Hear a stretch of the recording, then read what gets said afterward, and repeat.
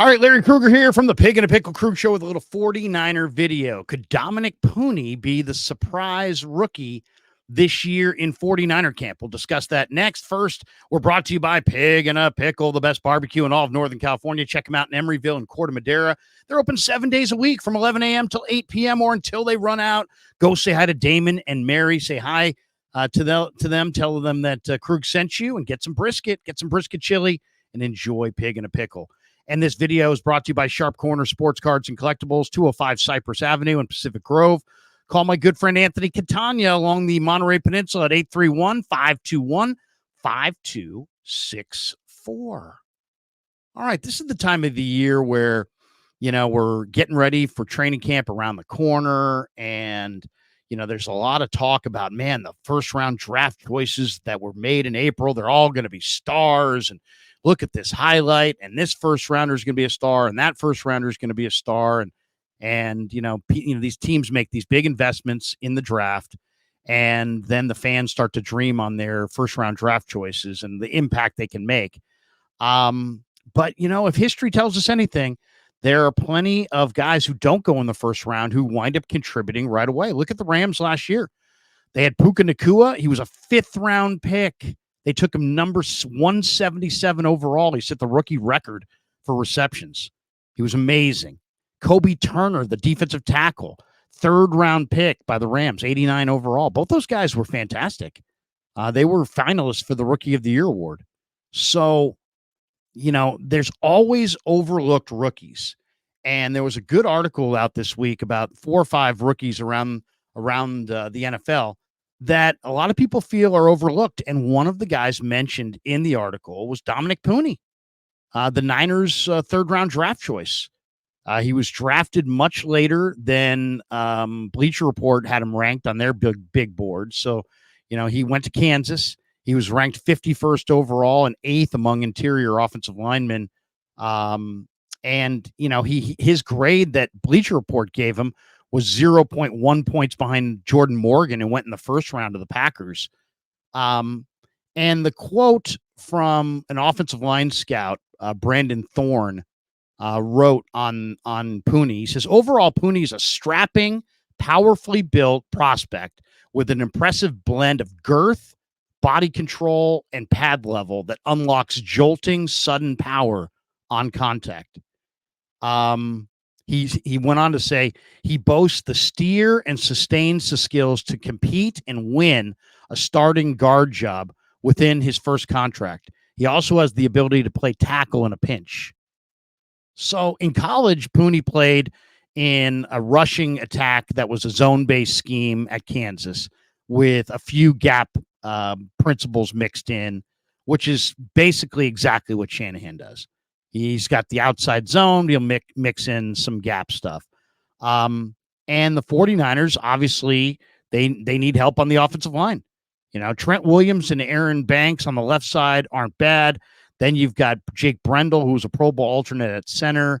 And then Brendel could be upgraded. And then at right guard, it's John Feliciano or it's Spencer Burford, or potentially it could be Dominic Puni. And I think that's the spot for Puni as a rookie. I think he has a chance to beat out Burford and to beat out Feliciano. Burford has struggled a lot early in his career. He struggled hugely in the Super Bowl last year. It's definitely going to be an open competition for that right guard spot in Niner camp. And, Dominic Puni might step into that spot and just say, you know what, guys, Burford, move aside. Feliciano, beat it. I'm taking this job. And there's a very good chance he can do it.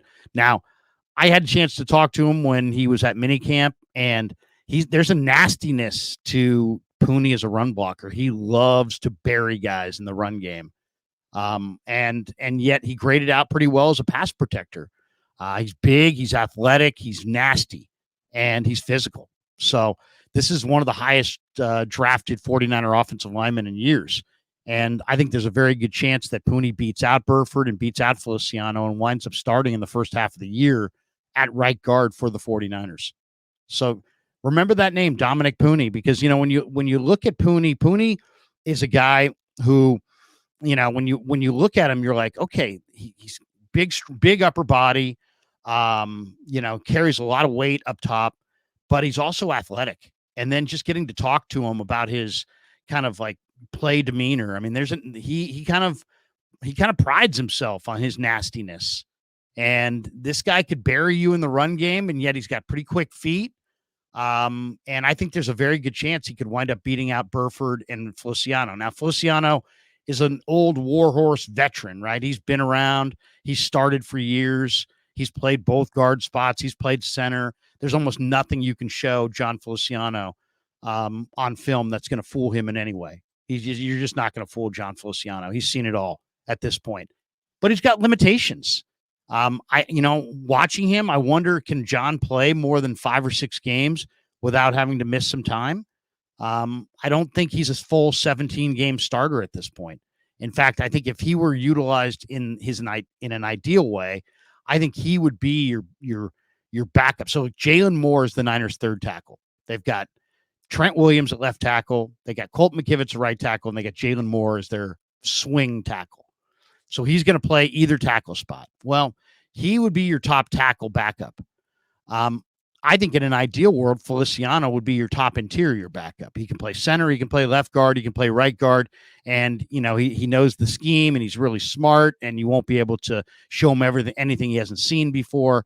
And to me, Feliciano as the backup interior player and Jalen Moore as the backup tackle, that's where I would start my backups. And I would make it a Burford against Puni battle at right guard. And I love Burford. I think Burford's smart. Burford, in a lot of ways, is physically the prototype. He's exactly what you want in an offensive lineman. Big body, carries lots of his weight from his chest down to his toes. So big legs, very strong anchor. When he gets in his stance, he's a hard guy to bull rush. Got a lot of natural strength. He's got long arms. He's smart. He's got pretty good quickness. He's a guy he's getting nothing but better and better and better and better. And in a lot of ways, he's got the prototypical frame to play guard in the NFL. So Burford's got a lot of really attractive traits. But Puni's got a nastiness about him and a finishing ability that I think's a little bit better. And I would not be surprised at all if when we get to training camp in July, if Dominic Puni starts to really show that he is the class of the candidates of right guard. And I wouldn't be shocked at all if Puni winds up beating out Burford for that starting right guard spot on the Niners offensive line this year. So last year, maybe if you looked around and you said, well, who are the surprise rookies? It was the Rams duo for sure. Kobe Turner and Puka Nacua. This year, maybe it will be Jacob Cowing or Ricky Pearsall. But I also think Dominic Puni has got a great chance to be, one of the surprise rookies this year and maybe a plug-and-play starter for the 49ers at right guard. All right, thanks to Pig and a Pickle for being the title sponsor of the Krug Show. And thanks to our good friends at Sharp Corner Sports Cards and Collectibles for sponsoring this video. And thanks to all of you guys for supporting the Krug Show on YouTube.